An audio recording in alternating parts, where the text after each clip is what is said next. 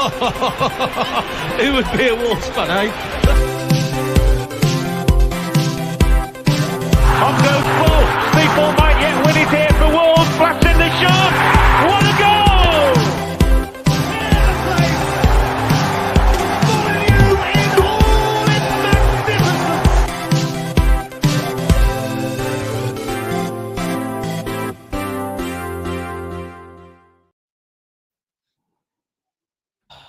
Good evening, good morning, wherever you may be. Fancast match review episode. Tonight I'm going to be your host, Little Dan. Tonight I've got with me Rich, Stu and Jeffo. We usually start with the pleasantries. How are you? How are you feeling? But I honestly can't give a toss about how you're feeling because you can't all be feeling as shit as me. I feel like I'm being held captive by this club.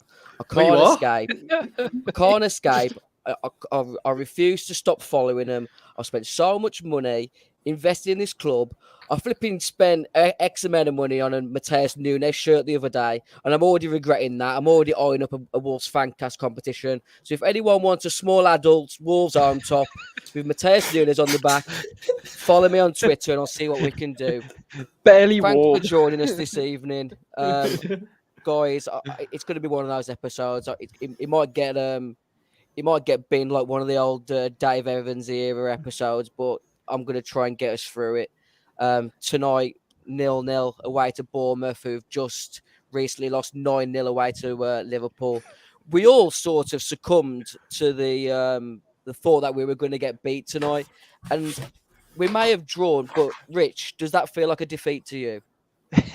You know what? When you said, "Oh, we're all feeling crap tonight," I'm looking at Stu because Stu doesn't, because he'll have gone, well, we knew it was going to be like this. Well, yeah, literally said this on Sunday. It's like, oh, good grief. I mean, it just turgid. I can't think of a better word. It feels like the only way I can put it is like that was a performance. Do you know when we lost like 3-0 in a row under Jacket, and you're just like, what am I doing watching this at the moment? It wasn't that we were awful. It was just so.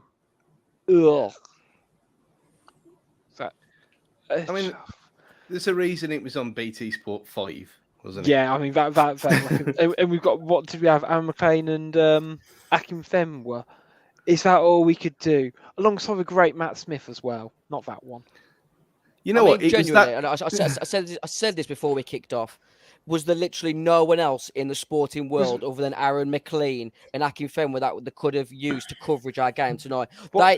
Those are the sort of guys I'd expect on a Vanarama playoff final, not a Premier League match. But to be honest, those two teams that played tonight, for me, it was Vanarama level. Bournemouth was intent on trying to give us the points tonight, and we had no bollocks, no creativity. It's the same passive tactics that are getting us into these positions, and somehow we're in the bottom three after coming up to 5 games, and it's just, I honestly don't know where to start.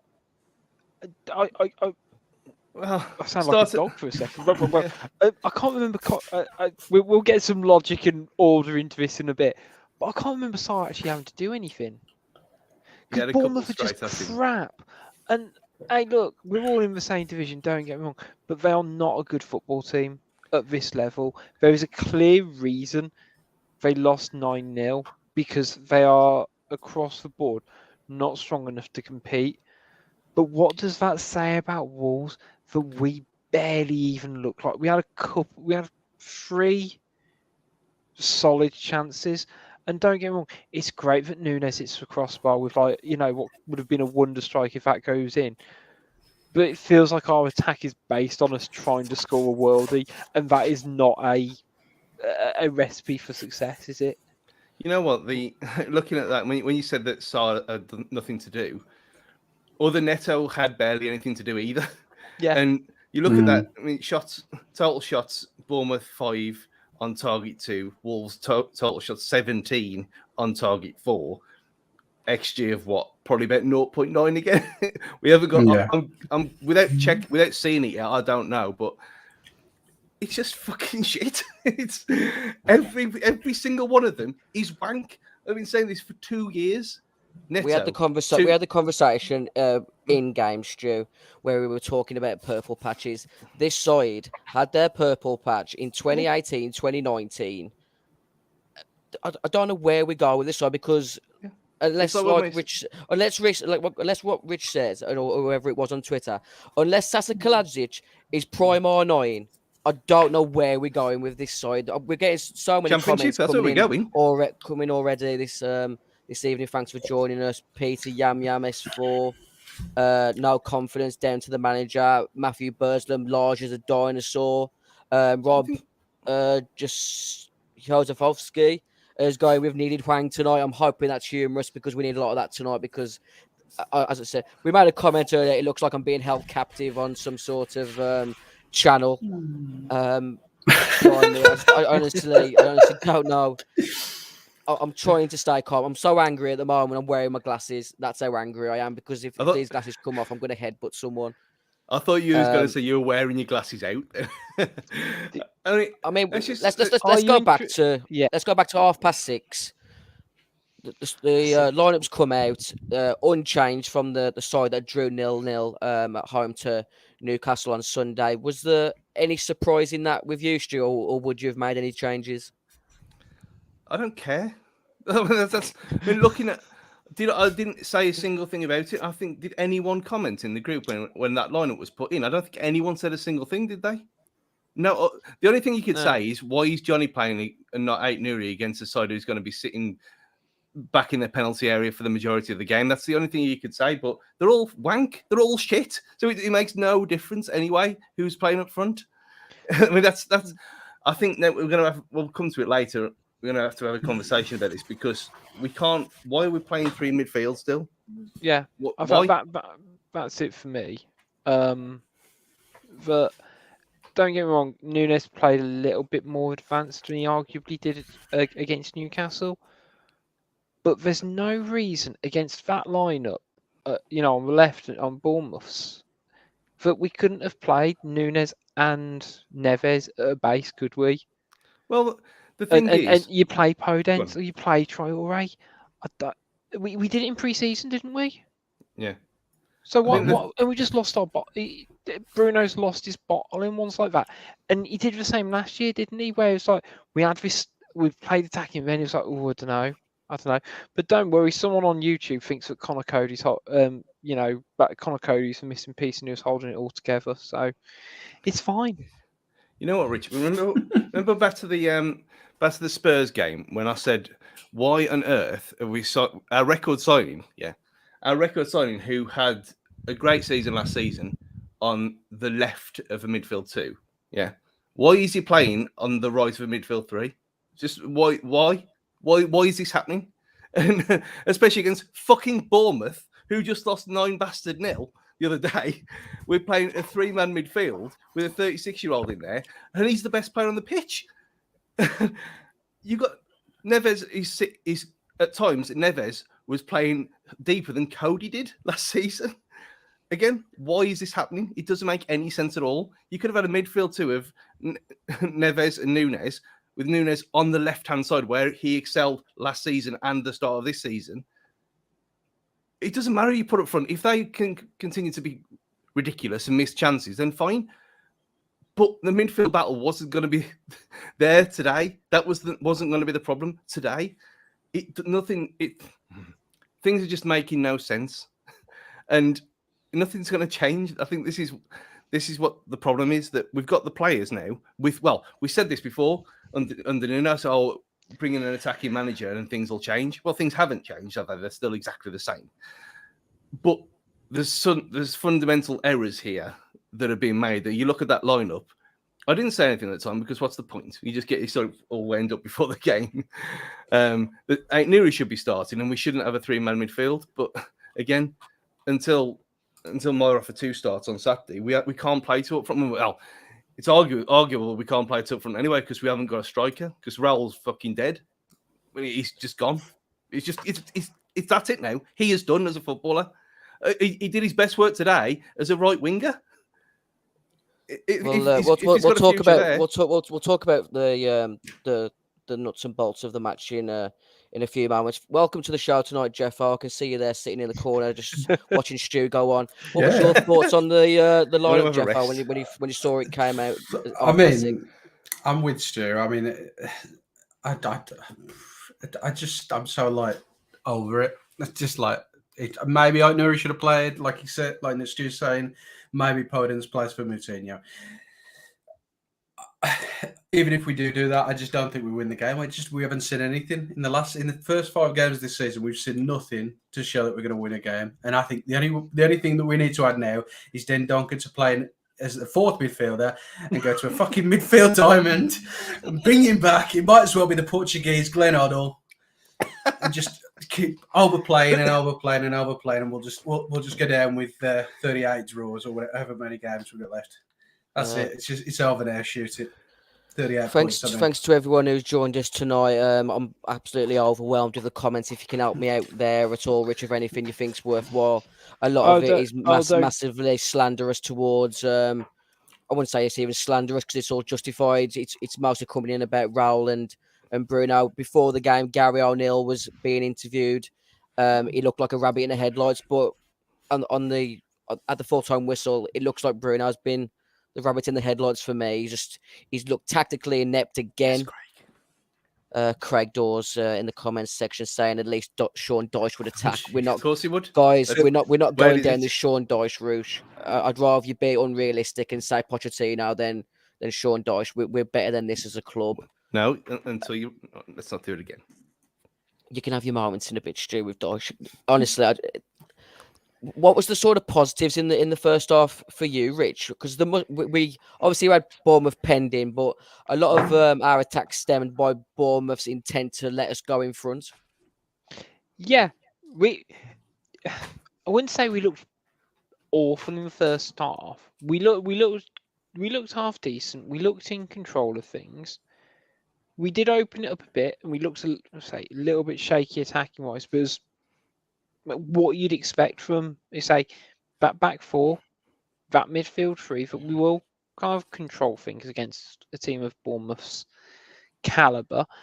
And again, even things like that Nunes, a lot of the stuff came on our right. You look at the Nunes chance, and for me, he's basically playing in the position Dendoncker was playing last season.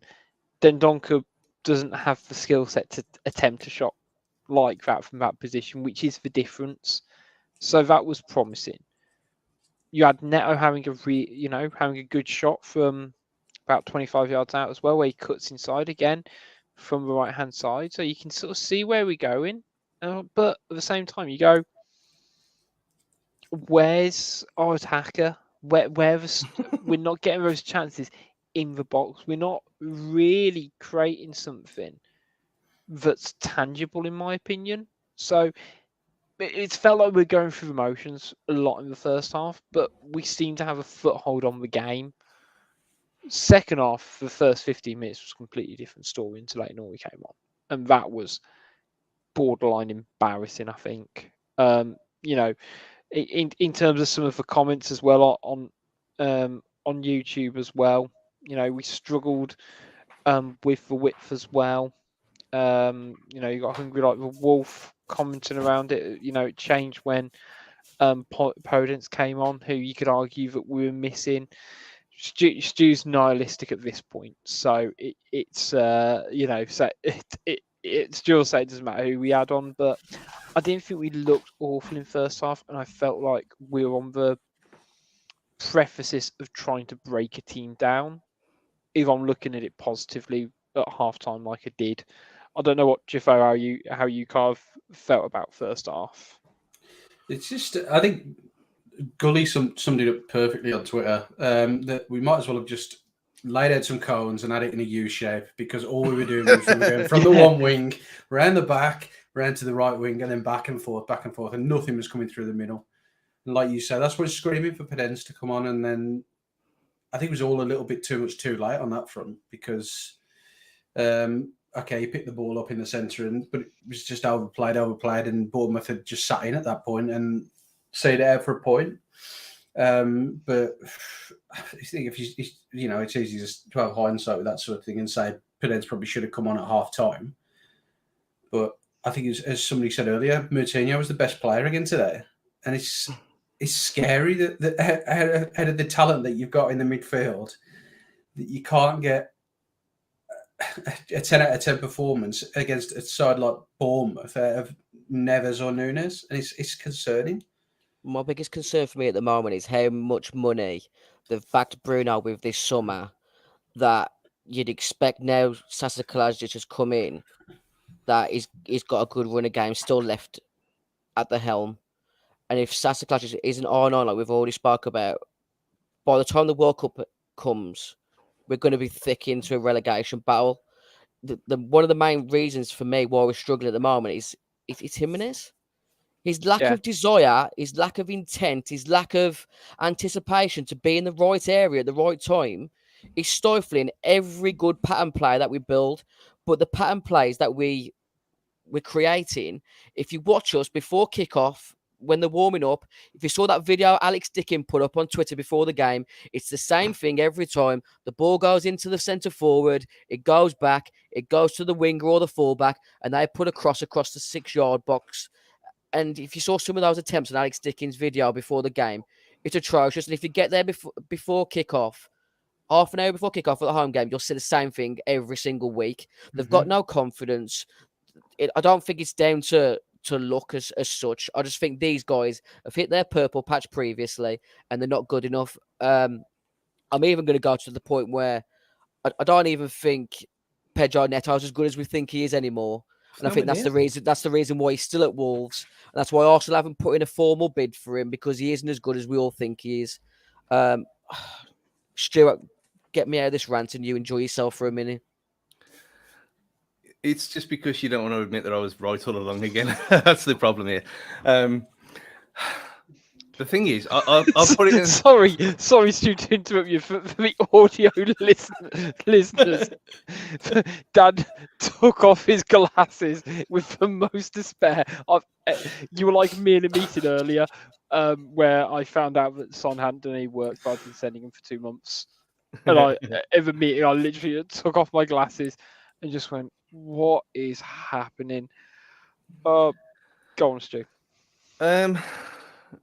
Look at that starting 11 of ours tonight and tell me we haven't got decent players, but they're just obviously being so inept at being coached on a weekly basis that obviously you all know how much I rate Cristiano Ronaldo, but he must be an absolute superhuman to be carrying this Portuguese side to flipping semi-finals and whatever of international tournaments, because we are pony. FWAW, fucking wank, we. I mean, you look at the videos that they put out and stuff, and that Wolves put out on YouTube of like finishing coaching and stuff like that, and everyone's all having a great old time, but it's against no one, is it? It's there's normally one. It's just against the keeper normally, no defenders, whatever. I said this about Guedes 4 years ago, that I don't want him signed at this club, and I'm not going to go in on him because what's the point? He's exactly the same as the rest of them. He doesn't score goals. Last season, he played as off the striker, which was different. Which is maybe that's the master plan. Play him off Kalajdzic on Saturday. But Neto, like you said, Neto had his purple patch. Like when he was playing on the right against Southampton, then he got hobbled at Fulham. Hasn't been the same since. Again, who knows if he ever will be. Raul, I mean, we're going to have a serious conversation. This is not me being me about this. I think he is brain damaged because he's not the same footballer as he was before. And yet, as a person, he's fine. Thank God. That's the main thing here. He's not the same player. He's arrogant. He's selfish. He snaps at things. And it's not a bit low on confidence because he was doing this last season as well. And you look at his goal at Southampton away last year, and we thought, oh, well, he's back. He wasn't back. Nothing really changed. He's a different player to what he was before. I think we just have to accept that now, that Raul has gone. The role that we had before has gone. Neto is nowhere near as good as we think he is. Traore had 6 months before. Like we said before, Jota was sold because he was fourth choice, because Podence, Neto and Traore had a great 6 months and he was fourth choice. That was in that moment, That's what them players were doing. They were on fire. That now seems like their purple patch. That's as high as they got, because ever since then they've been shit. And no one can say to me or you or anyone else watching this or listening to this that I'm wrong on this, because where's the evidence? Under 2 different managers, under 3 different systems, nothing changes. They miss chances. They're selfish. They blast things wide. There's scuff shots. Then there's all the motion of the holding the face and then turning around, looking all amazed. It's the same thing every week. And we've got Matthew Burslem in the comments here saying rubbish. Raul doesn't get any service.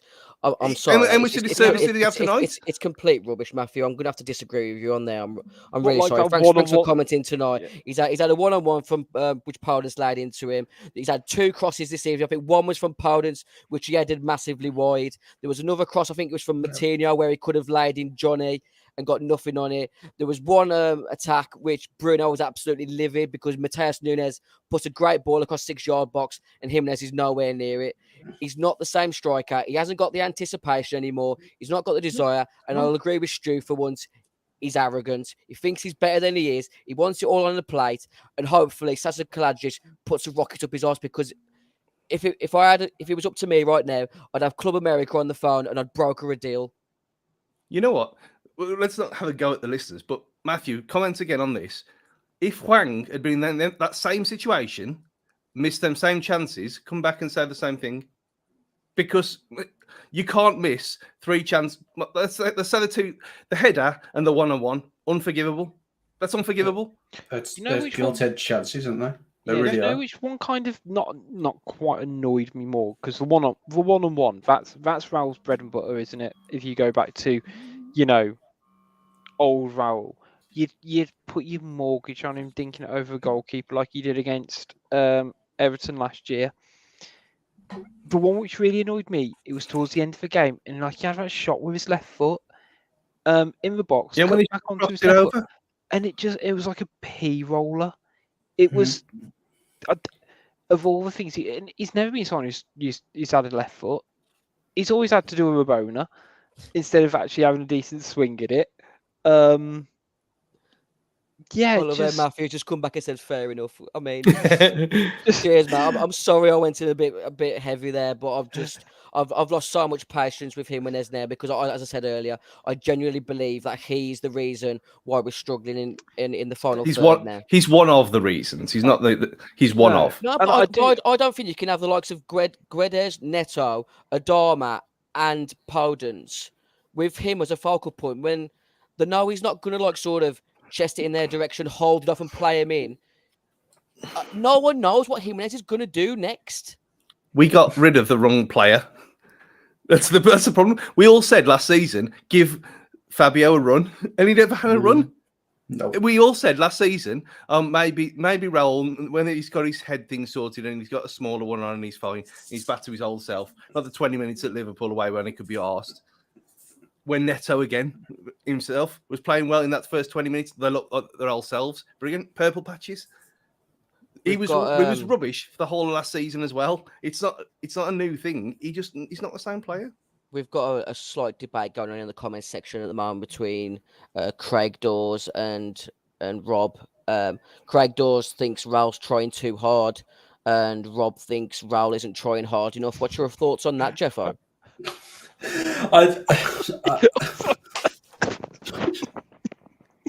I'll let Rich recover for a second. Get on the hard stuff. Anyway. Yeah, I would. I just love it. I just love it.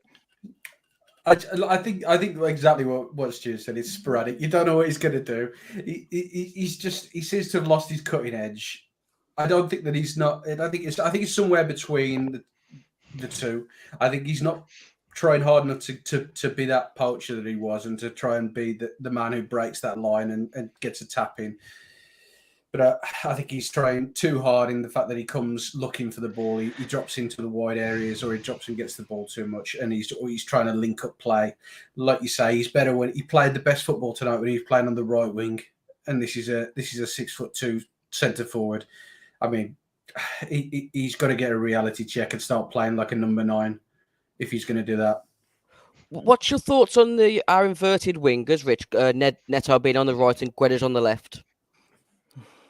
I think against a team like, I don't think it helps against Bournemouth because it doesn't stretch for play. I think it sort of works for Semedo because of his attacking intent. I don't think it massively worked around Johnny in the first half with him on the left because I don't think it's massively his game.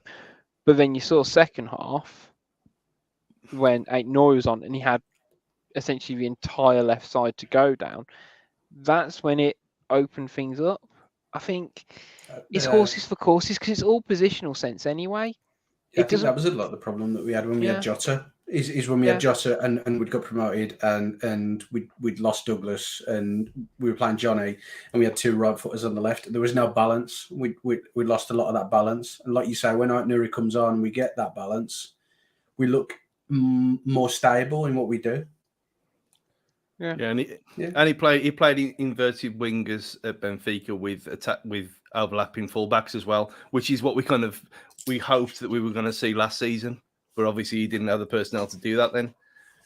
But the problem is now that it relies on your central players getting in the right position. And one of my main hopes around Sasa is that you can at least hope he has a bit more of that positional sense, hopefully because of his height or whatever, that he just pushes for play that 5-10 yards deeper on the defenders and just creates space by just his very presence, because it doesn't feel like defenders are really that scared of Jimenez anymore. They're not bothered by him. He doesn't threaten. No. Jimenez is almost like a footballing COVID, eh? I mean, he was terrifying in 2020, but now we all know he's a fraud. Thanks for those who are joining us on the Wolves Fancast tonight. As I said, the comments are overwhelming tonight. I don't think my slow laptop can keep up with it. Peter Yamiam S4 has made a big comment for me. Let us know whether you think Lage should stay or should go. But Peter Yamiam S4's comment: now we are used to not winning. It's 15 games without a win now, or 12 without a win. Yeah. Mm-hmm. 12 games without a win. This is like, as I said in our WhatsApp group the other day, this is prime, is Gorogu, Franksy, audio footage. We haven't won in 12. Before that, it was 10. What we're going to bleeding do is get rid of the bloody bloke. Let us know whether you want Lage to stay or go in the comments section. It's just a difficult evening to get through. Thanks for joining us on the Wolves Fancast, part of the 90 Min Network. As I said, the comments I'm coming in by the droves. We move on to Saturday. Southampton at home. Another big game. Points needed more than the result at the moment, Stu. Points over performance, sorry. It has to be considering the two games afterwards before the international break. It's desperate now. It is what it is. I mean, we can't. I mean, performance this season, if you're looking 2/3 of the pitch, has been fine, but that's not what counts, is it? It doesn't matter anymore. We're already like at the business end of the season, and it's even September. It's so awful. But yeah, it has to. We have to win. We have to win the game. I mean, I got attacked as per usual on Twitter when I said we'd be lucky to double the points that we had a couple of weeks ago, and if we draw as well, if we draw against Southampton on Saturday, that's exactly what's happened. And if we go into the two games against Man City and Liverpool with 4 points, it's pathetic, eh? So yeah, it's absolutely win at all costs. For the performance, it's win at all costs already. Where's your first point of call to action that win on Saturday, Jeffo? What do you do as Bruno? I mean, if he doesn't, I think Aït-Nouri's got to start, and I think they've got to drop one of their midfield three. When we're at home, we've got to be on the front foot, and we've been as Wolves fans, we've been victim of that, a bit negative football back at Molineux. We haven't asserted ourselves on games, and like it happened with the Newcastle game, we had 34% possession, something like that. It's like that can't be allowed against a team who's at the same level as us. You can't be allowed to come and dominate the play and dictate the pace and the tempo.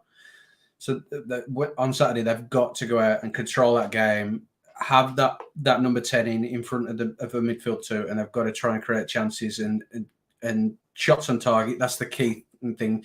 Like Stu said earlier, we've had 3 or 4 shots on target out of 17 shots tonight. It's ridiculous. It's pathetic. It's shocking. Just refresh my mind. The 3 or 4 shots that we've had on target today, how many of those was from inside the 18-yard box? Podence header. 1, yeah. And maybe Jimenez's one, which was straight The at left the foot. keeper. Yeah. I do have our XG. So Bournemouth's was 0.37. Wolves was 1.74. I imagine beat that. one. Oh my God, we've got one. Yes, that's worth another point. Podence had a header from 5 yards out, was cleared off the line, didn't he? Yeah, that must have been like 0.9 or something. So you know, Benjamin Taylor in the comment section from Facebook has asked. Wouldn't see it loud. Can someone explain? Every second half we come at a different side. What does Bruno say at half time? Is there a tactical issue there, Stu, or is it down to fitness?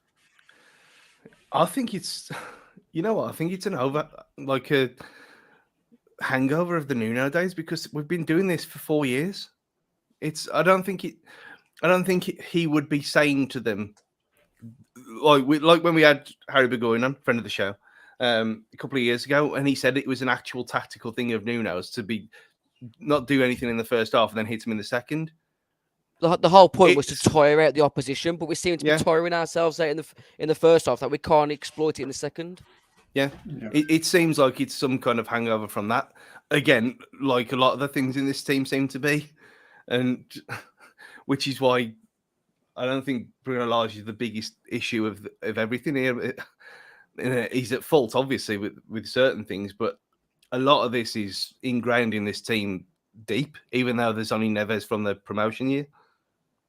Eddie Fong in the comments has questioned whether Bruno Lage has the dressing room now that leaders like Cody, Ruddy, Bolly and Sace have left. What's your thoughts on that, Rich? I try not to buy into too much of that, just because I expect professional footballers to be professional. And there is still a nucleus of senior players within that team. You know, you've got likes of Neves and Moutinho still there. However much we slate him, you've still got Jimenez, who was a senior player in that team. The likes of Semedo, the likes of Johnny. Yeah, there's arguably a slight culture shift, but again, as Stuart say, it's not like we're performing great waves. You know, from February till May anyway, with some of those people anyway. So, yeah, I think it's a narrative that you can kind of assign. I don't know how much I personally buy into it, particularly because actually, Bolly barely played for 18 months. Ruddy barely played for 4 years. It's only really Cody, you could argue. But I don't think Cody being in this team or out of this team is the issue. The defence isn't really what's the problem at the moment, is it? We're all kind of anything, we're still praising the defence, and right. I know not. We're more solid now than ever. Yeah, and I know some people might not necessarily be sold on Collins yet, and that's understandable. We've played 5 games for Wolves, but we've not looked like ropey at the back. We've not looked Keystone Cops. We're not. It's gonna kill me to say this because I know what our fixture is, but it's not like we're looking like we're going to concede 9, even when we've played not great. Look, we played Spurs. We were doing great guns at the moment, didn't we? We only lose 1-0. We look solid at the back. So again, I don't see how you can say, those were the only positives again tonight, that Kilman and Collins seem to be building up a partnership. Because even when I feel like we're under the cosh, they seem to steadily get us out of it. There's a few times where the play Sar into trouble, or he plays one of them into trouble. But Kilman and Collins, they're very assured in bringing us out. And they seem to have each other's backs as well. And it's like Collins going forward's been an interesting one to watch. He did a really nice little pass, cut through about 4 players in the second half as well. When we were 93rd minute, you had Kilman bombing on as well to try and get. And so I don't massively buy into it. Oh, it's for we don't have enough leaders in the changing room. Leaders are made. We're not born anyway. And you're telling me that people look to John Ruddy, who's not played 10 games in 4 years, and not look at João Moutinho? I mean, if anything, all of Nuno's generals have been fucked out the door. So all that kind of thing, I think it's the opposite way. You got a new kind of nucleus of people there in charge, like you said, Rich. You have got the Portuguese guy. I mean, you can throw Sarr into that as well. He's not exactly young. No, even throw Kilman into it, or Collins for the sake of it, But it comes clearer every time you see Kilman play that he is, he might not be the most vocal, but he's definitely a strong senior player in that lineup, and people respect him. Again, Collins has been captain of 2 teams before the age of 21 or whatever. Again, there's people in there who are stepping up. But all these players we're mentioning in a way, and what we're saying is it's still not addressing that our midfield and attack can't push the envelope, so to speak. Craig Dawes in the comment section is questioning whether João Moutinho, as big as a legend he is, has he got a character? As Ruben Neves, is Ruben Neves a proper captain where he can throw a rocket up the whole dressing room's arse? I'm pretty sure Moutinho has. He hates losing. If you've watched it, just go back a couple of years ago in some of the training videos, and he moans like a bitch when they fucking lose a training match, or in the headers and volleys thing, the head tennis they do. He moans and moans. Look at Neves. Yeah, same with Neves. I remember like him and Cody did a quiz. I remember seeing towards the end of last season. And like both of them were going at it, but it was an FA Cup final for them. I don't know. I think it's something we buy into because we want it to have more importance than it is, in my opinion, anyway. And if it turns out that there's just been a huge bust up behind the scenes, and none of the players like Bruno or anything like that, but that I don't think it's a leadership issue. Personally, because then we wouldn't look so disorganised at the back as well. I'm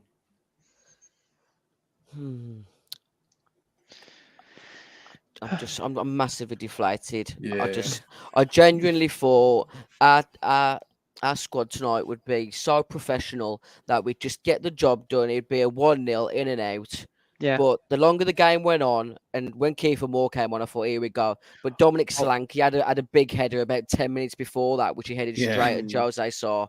And I just think we're lucky that we've actually come away with a draw tonight because, like you said, we haven't caused that Neto in goal for them much of a headache, have we, Stu? Everything's been straight at him. The one thing, he got away with the Podence one that was cleared off the line. That's it. I mean, that Podence getting a header in the 6-yard box is our best chance of the game. That says it all, really. I mean, we're still waiting to see Sasha and Podence next to each other, which is I'm hoping that they're saving for some kind of little skit to cheer us all up in the morning. Big Cook, Little Cook. Yeah, it's waiting. Although they've, I was going to say they've recasted it. They're doing a new one now, aren't they? Yeah, everything changes. I know. But it all stays the same. Yeah, I mean, I'm not one for hearsay. We're going back to like the club and everything. So I listen to what people say when I'm at the games and stuff. And apparently, one of the things that has changed back in the scene behind the scenes is that when Nuno was here, all the players used to eat together, used to have meals together, and apparently it's fractured off a little bit now. I mean, I don't know. Like I say, I'm not one for hearsay, but apparently it's gone into groups a bit more. And I don't know whether that's holding us back a little bit. If it is the Portuguese lads are all sitting together and everyone else is sitting together, there's a lack of harmony? Maybe there just seems to be a lack of cohesiveness with this squad, and I think maybe it's something stupid. They always like that. used to say that there wasn't clicks, but it's impossible not to have clicks If you used to have a look at the YouTube videos from previous years, it was Cody, Ruddy, Kilman. Then it was the Portuguese lads. Raul and Johnny was together as one little group. They can say they've all been like really close and the one close unit since Nuno's been there. But I think it's just all been bullshit, to be honest. Just am I wrong? Like it. No, it feels like it. It's just one of them where, like, you know, it's the same as working for a company. You know, you got 18 of them.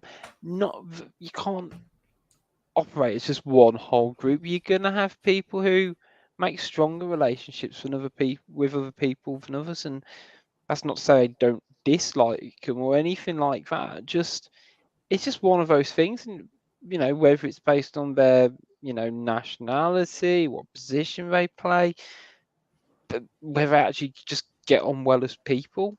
And you say, like, in terms of sort of turning it around for Sunday, it's tricky is the wrong term, but you know, we've got to get 3 points. It's as simple as that, and you know, you hopefully, you know, Sasha makes the difference. Maybe we bring in someone else. I don't know. It's tricky. I mean, Hard just asked a good question in the comments. So, what clique is Sasha going to join when he has his first meal with the team tomorrow? Well, he looked confrontational in his interview video. I quite liked it. He looks like he's got a kind of don't give a fuck attitude about him, which I quite like. He's not going to be conforming to the. I mean, that's the thing. If there was so much of a clique, then we wouldn't only have scored 2 goals, would we? When the Portuguese front line against Spurs, Portuguese midfield against Spurs, if they all sit together and they're all loving each other, then they'd be fucking working, wouldn't they? So I don't buy into it all at all. Yeah. I mean, we've said before that me and Rich wouldn't be in the same circles if it wasn't for this show at all, because we're complete opposite people. But you get on with each other through circumstances. Yeah. I don't buy into this narrative that you two are different people because you're both nonsense. Yeah, but we're not. I was going to say, yeah, but we're both nonsense in different ways, but that doesn't make the argument any better. Thanks to everyone that's joining us tonight. We've got over 100 live viewers across all of our social media channels. Drop a like in the bottom left-hand corner if you please see that Wolves have actually leapt above Aston Villa tonight in the league, even though things just seem to be absolutely dire at Molineux. Stu, someone did make the comment just, Jack Wood, I miss Nuno. What's your thoughts on that, Stu? You can always get to Saudi Arabia, can't you? If you miss him that much. Go and give him a hug out there. Nuno, we've said this before. Nuno before COVID was amazing. Something happened to him during that time. Who knows? But he came back and he wasn't a different person, was he? He was agitated. Things got to him. He wasn't the same. But yeah, I miss that Nuno. I miss that Nuno as well. Other than the semi-final, obviously. But I miss him as well. But you got to move on, ain't you? And we said this the other day, didn't we? That Bruno Lage has never really been embraced because of everyone's love for Nuno was so strong at points. And I don't think it's going to take as much to get Bruno out the door as it did for Nuno. I don't think that's in question whatsoever. But yeah, I don't think the owners are here to piss about, and obviously the expenditure that they've laid out this summer obviously shows that the project is still alive and kicking. But I genuinely don't know how much longer we can give Bruno with the lack of goals that we're scoring. I think one of the main reasons why he's still in a job is of the record that he had without being backed, and I think they've pretty much set him the objective this season that if you're not going to be challenging, the minimum you can do is entertain us, and he's not even entertaining us at the moment. We announced the signing of striker Sasa Kalajdzic earlier on today. 51 Bundesliga appearances, 22 goals, 11 assists. How excited and impressed are you, Jeffo, of that signing? It's good. It's a fantastic numbers. I mean, we've all probably just watched his YouTube clips and gone, "Oh yeah, he looks good." But the fact that there's certain teams like Bayern Munich were looking at him, Dortmund were looking at him, he's got to have something about him. You know, he's from what we can see, he's something different. He's tall. He's got that part of his game.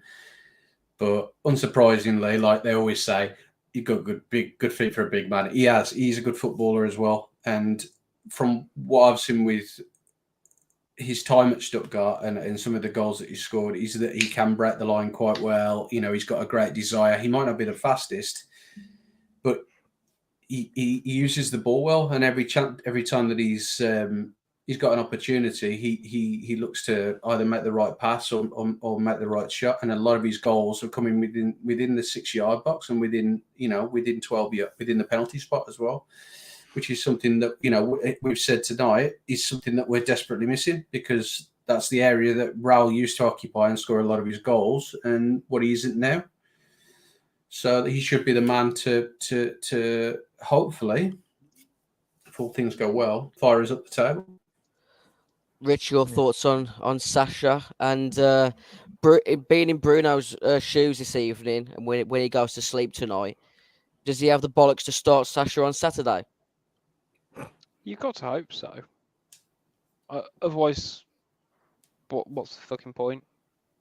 I say he ticks all the boxes on paper, chiefly because he offers something completely different. As Stu said with Guedes, I'll have a look at him actually, and I've enjoyed watching him the last few games. Do I think he's a finished article at this level? No.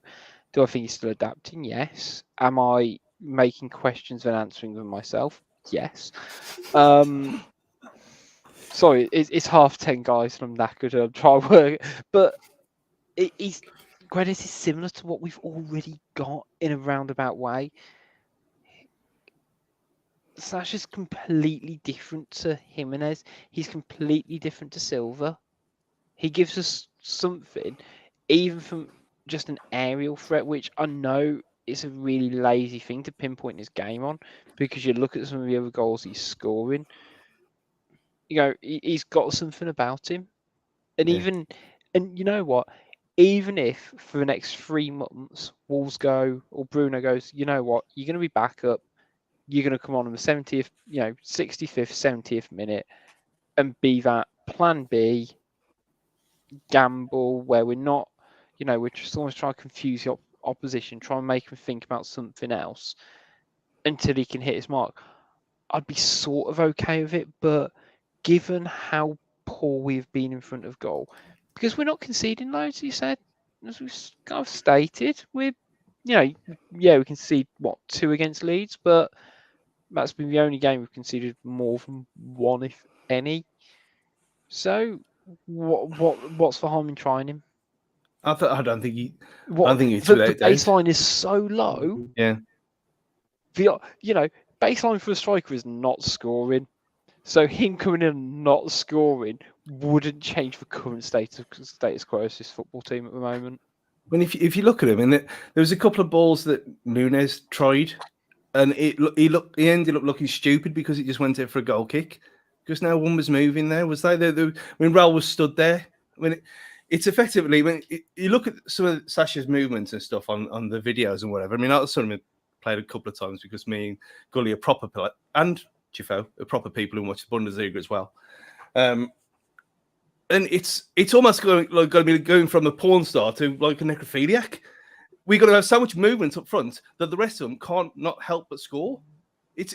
I don't see any way that just throwing him in on Saturday is being detrimental to the team whatsoever. Even if he's like 20% fit, he's better than Raul at the minute. I don't think there was a moment during tonight's game where I was sat eating my takeaway, and I thought, I mean, this is going to absolutely shock you guys, but there was a moment tonight I genuinely wanted Cutrone over Jimenez. Yeah. Yes, Rich, that's coming from me. I'd rather have had Cutrone because at least I know they would have run about and had a bit more intent. That one ball across the box that flipping Nunes put in that Bruno was livid about, Cutrone would have been on the end of that, because it's just basic centre forward movement. He might have missed it, but he'd have been there. I can kind of accept a striker being in the right area and missing than a striker not being in the right area for a good cross. I mean, I'd rather have Gabby Aboglahor now than Raul at the minute. And it's mean, he might flubber around a bit, but at least he's trying. He's not doing anything at all, and we can't be fixated on what he was. He's not the same player anymore. He can't. If he starts on Saturday, not really shouting then. If he starts on Saturday, then Bruno Lage deserves all the stick that he's going to get because that little waste of space is not going to do anything, and we will lose against Southampton if he starts. It's just a fact. We will lose because something will happen, and you know what Southampton are like? They're either up or down. Against us, we've had the upper hand against them for a while. Things are going to change. Like tonight, it's only Bournemouth. Yeah, we drew 0-0 with them. If he doesn't throw in Sasha straight in from the start, he's asking for trouble. Agree with that, Jeffo? You're nodding? Yeah, 100%. It's something's got to change. They've got to try something different. I genuinely thought that bringing Raul in would have made a difference. But he's just extended the status quo. And it's just nothing's changed. Nothing's changed. I was hoping from pre-season and the way we were playing and the way things were starting to link up that things would be better. But nothing's changed. Everything's staying the same. So if they're going to spend 15 million on a striker, give him the game time on Saturday.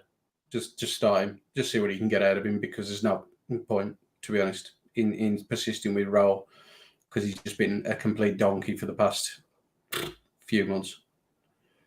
My massive concern at the moment is with Liverpool and Man City fast approaching, that even if these players raise their game by an extra 10%, we still get steamrolled.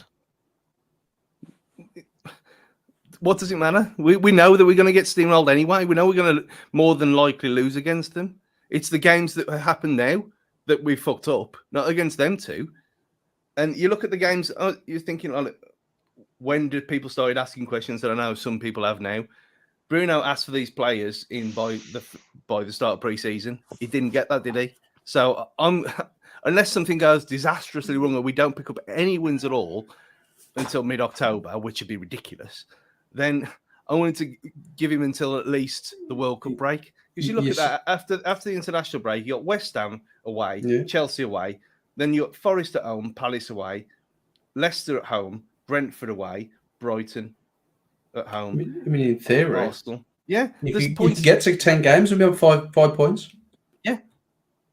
We could be. Scary. We could be on 3. we couldn't go forward from it, you know. I mean, the majority of our transfer windows coming to the close now. The deadline closes around this time tomorrow night. Some of the latest rumours is Hee-Chan Wang being heavily linked to Leeds. Apparently, Leeds have placed a bid, but the payment structure isn't to Wolves' liking. I think we're all of the agreement that Wang has played his last game for Wolves, and we need to just cash in while we can, Rich. Yeah. It's always a shame when it hasn't kind of panned out. Why we decided to make it permanent when we did will always be confusing, to be honest.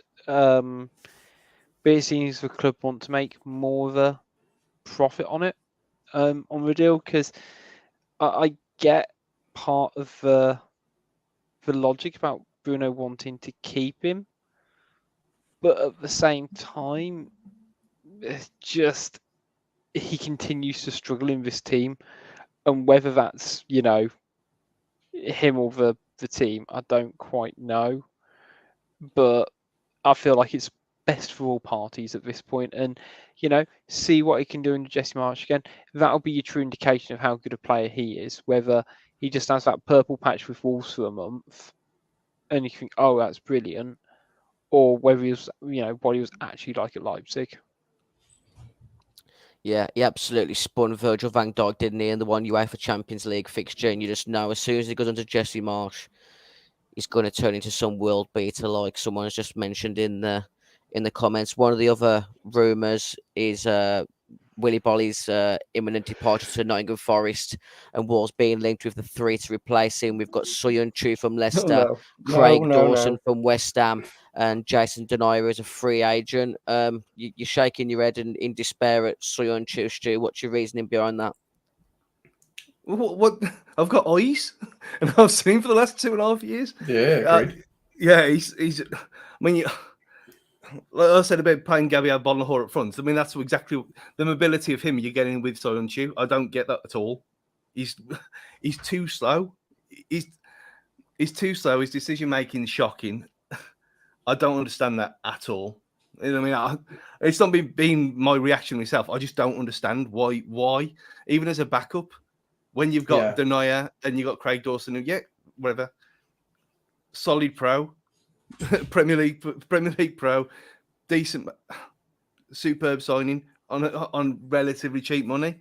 Denayer would be the number one choice. Soyuncu, I have no idea why he's even being mentioned at all. Doesn't make any sense. What's your opinions on Craig Dawson, Rich? Similar to you, I think he'd just be a solid pro. If he's happy to be third choice behind Kilman and Collins, which I think is what it would be at this point, then great. And it means the comments about, we're lacking experience, all these players who are going, the senior players, it readdresses that. If that's what you think's one of the issues. Personally, I think probably similar to Stu, if I was going to rank them, I'd probably go Denayer, Dawson, then Soyuncu at a push. But I mean, the only benefit about us taking Dawson maybe over Denayer is actually it takes a player away from a competitor. And if he's coming for what is a relatively nominal fee, which it's not going to be huge amounts, is it? Then I'd almost be tempted to take Dawson just because it pulls back West Ham from having a senior player. Discarding his Albion allegiances, Jeffo, would you take Dawson over Denayer? I think Dawson's got a lot more Premier League experience. I mean, Denayer's got a little bit minimal. I think he played a couple of times for City, but he's a good player. He's always been a good goal threat as well. He's always had a scored quite a few goals from headers from corners and set pieces. So he gives you that other side of the game, where he can create chances and you can create havoc and score goals, which is useful. Denayer's pretty much in the same sort of boat. He's a very good footballer, very accomplished. And then Soyuncu, has been said. That would be such a backward step. I think since his debut season when he got sent off, and I think it might have been the last game of the season or second to last game against Manchester United, he's been caught out. And he has been really slow and labouring, and teams have targeted him when they played Leicester. And I think he's not even shouldn't even be in the same conversation when we're looking at players. I mean, we're looking at Soyuncu, somebody we'd have to pay over £15 million for, against Denayer, who's on a free, and as we say, Dawson would be a nominal fee. So it doesn't make sense to be spending that amount of money on a player who's inferior to the two guys who you can get for nothing. Yeah, I think the majority, what we've just discussed there, I think we'd edge all towards Denayer, wouldn't we? You're going to say something there, Rich? The only thing I could think of is considering Leicester have recently, well, I think it's gone through now, Fofana's moved. Why are they shipping out another centre half? Seems like they're almost kind of slightly clearing the decks, as it were. Unless they've got sort of steady enough reinforcements coming in. Okay, just seems a bit odd, to be honest. I don't massively like him, but there we go. Evening, Gary, you massive cunt. Gary Panland in the comments section. Let us know who you'd like out of Jason Denayer and Craig Dawson. Gary, one of the other sort of transfer rumours that's come about this week, the Belgian bulldozer Leander Dendoncker didn't feature tonight, but he's been linked with moves to Everton and Newcastle. Do you see that move coming off, Stu, to either of those clubs? I'd be kind of perversely sad that he'd be gone, I know I'd slag him off all the time, but when he's actually left to do his actual proper job and not try and be something that he's not, he's a very good player. It's when he somehow magically gets in these positions to miss chances that I get annoyed with him. Or he's played on the wing, which is obviously not his fault. But as a central midfielder whose job it is to break up play, he's really good at that. I'd be weirdly sad if it happened. So, and giving us only Conor Ronan as kind of backup to the three that we've got, who all played today, then I think it's a bit unless someone else is coming in, unless someone's coming in. I wouldn't like to see. I'd rather him either leave on or apparently he's got the 12-month extension that's at our disposal. But yeah, you can't about 8 million was embarrassing, even for Dendoncker and how we kind of slate him. I mean, you got to be talking double that at the very least, even with his contract situation. But yeah, unless there's a backup coming in, then I don't see the point of it really. Based on tonight's performance, Jeffo, would Dendoncker come back into the 11 for you? I don't think so. I think if as we muted that earlier, it should be a midfield two, and I think Nunes and Neves should be the two. Dendoncker, yeah, I think I'm actually one of the people who doesn't slag him off as much as some of the others. I mean, it's somebody I actually do like as a footballer, but he is back up, and that's the problem. Is now he's getting to a point in his career. You know, he's not getting any younger. To bring out one of the cliches, he's going to want to play. He's in the same boat as Cody. He's going into a world. You know, they're saying that it's not affecting them, and they're not thinking about it like that. That it's a World Cup this year, but they will. And I mean, there's a certain amount of pressure on him to get some game time in, so he can play for Belgium. And he's a professional. At the end of the day, he's not going to try and force a move through like a la Willy Bolly at the weekend, which was a bit disgraceful, not turning up. But yeah, for us to get rid of him, I think it'd be a detriment to the squad. I think, like just been mentioned, if he leaves, it leaves Conor Ronan, who's I don't think he's got any Premier League appearances under his belt. To back up three guys who played today. So if nothing changes and he still plays with three midfielders, you've got one in there to change it. It's dangerous. It's dangerous again.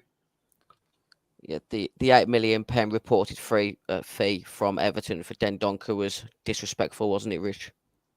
Yeah, just doesn't.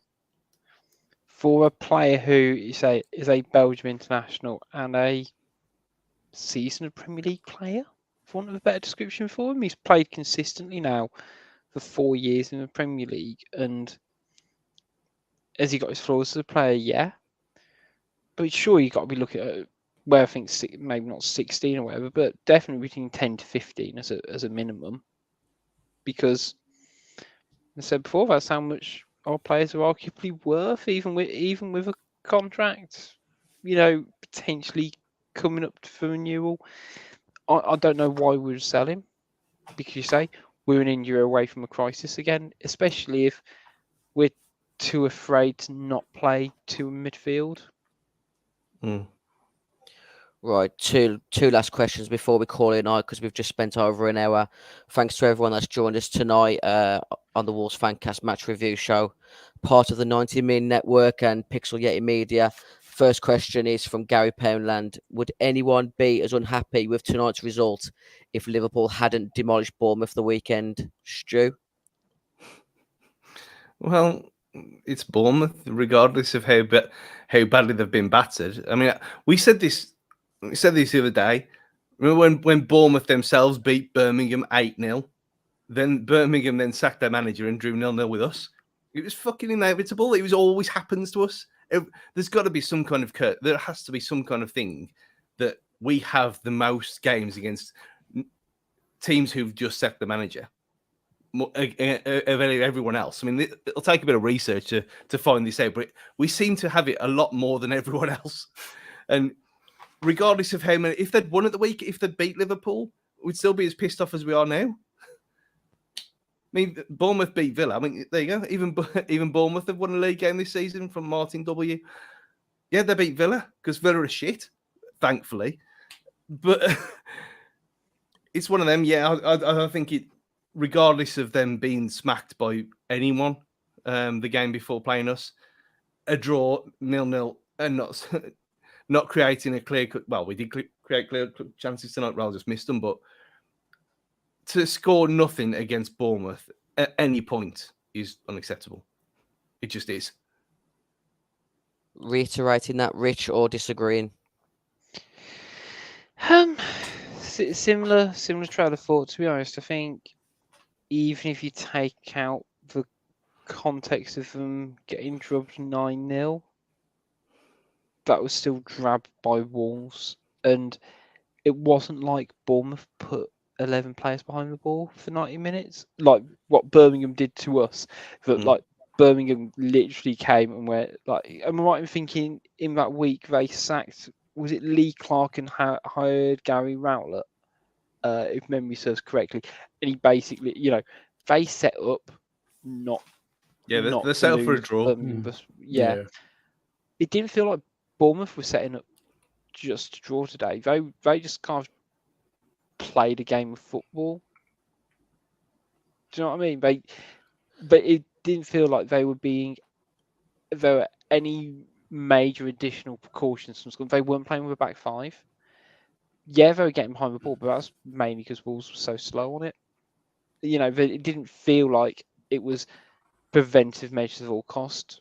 If they'd have only lost 1-0 tonight, Bournemouth, it would have been seen as a positive in a way. So it would have been frustrating. So I get where Gary's coming from, but it was the performance in certain areas that I think was much as a struggle, because we should have been winning that game. In a weird way, when they went to a back five was when we had more chances. So it didn't even come from our own creativity. It came from them changing tactic and bringing it on themselves. Yeah. Martin W in the comment section saying Bournemouth looked like a championship team tonight. Is that what's the word? Disparaging to championship sides? I thought Bournemouth were really, really poor tonight, especially in that first half. They were trying to play out from the back, and there was numerous times they kicked it straight to our player under no pressure or out for a throw-in. I thought they were worse than a championship side tonight in patches. It's one of them.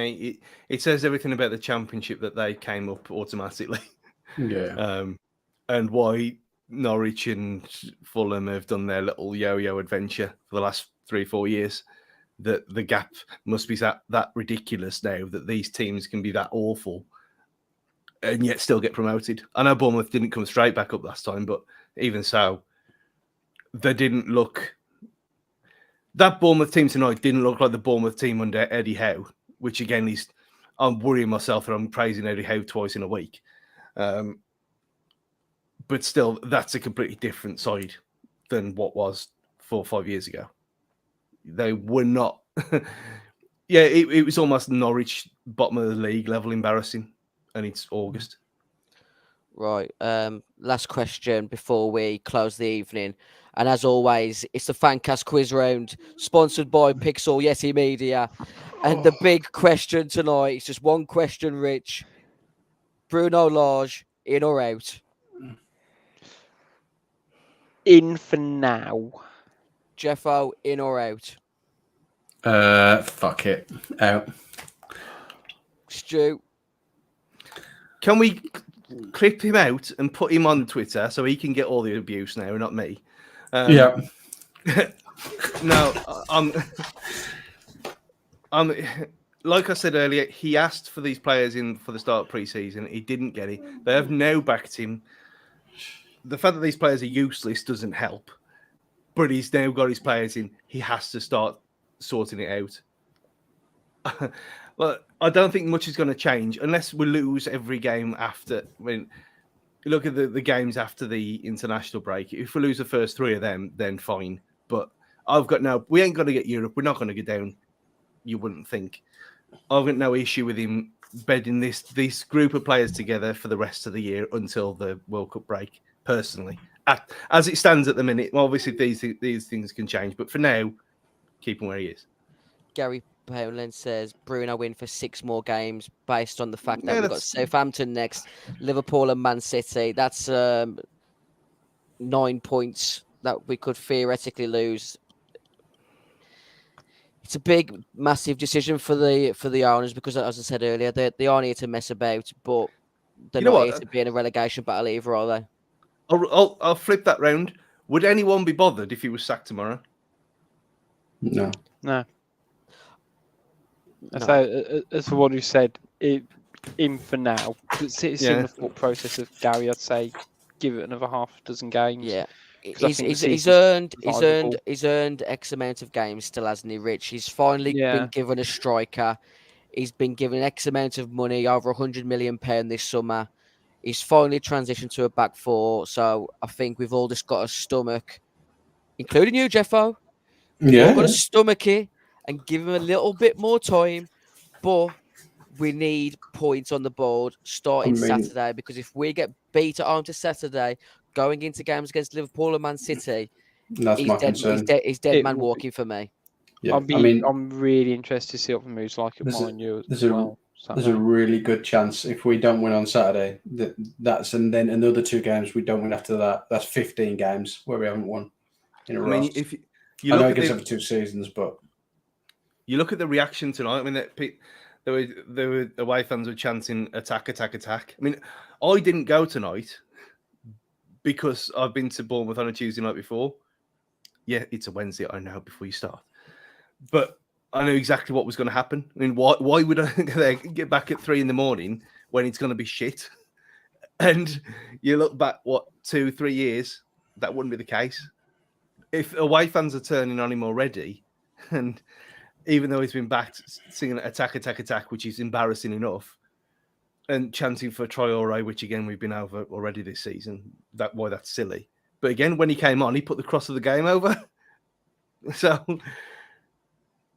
I think he is walking a very, very fine line. If things get off to a bad start, or we go into the second half either behind or without scoring, I think things could get proper Molyneux nasty for the first time in 5-6 years on Saturday. We need to get onto our printers to provide those arrows towards the goal beyond the South Bank and the North Bank on Saturday, don't we?